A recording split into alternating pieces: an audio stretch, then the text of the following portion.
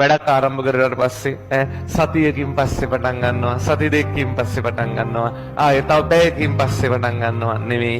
ආරම්භයක් ගත්තොත් ඒ මොහොතෙන්ම ආරම්භය ගන්න. ඒක මාර වටිනවා. ඔයා ඒක පටන් ගන්න නැතුව ටික වෙලාවක් ඉඳ ගියොත් ඔයා සාමාන්‍ය වෙනවා.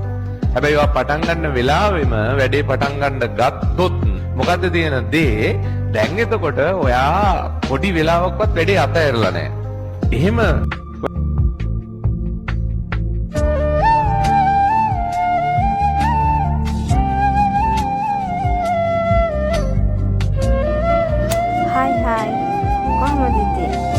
ඔන්න මෙන්න මේ වීඩියෝ එක මං අරගෙන ආවේ කාටද දන්නවද?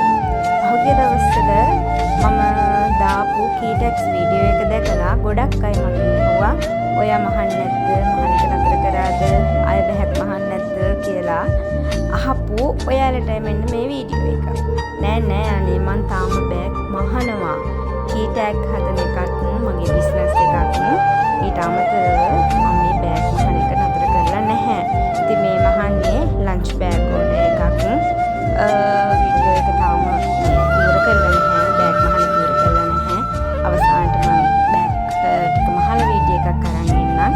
ඉතින් ඔයාලටත් මේ වගේ ලන්ච් බෑග්, නර්සරි බෑග්, එතකොට කාටුන් චරිතයකින් ඕනම බෑග් එකක් ඔයාලට ඕනේ නම් එන්න මගේ පේජ් එකට.